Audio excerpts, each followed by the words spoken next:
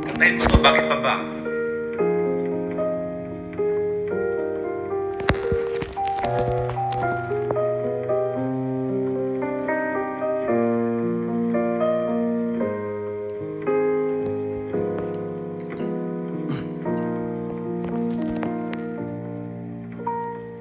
Nagpapaalam ka dahil nasaktan kita.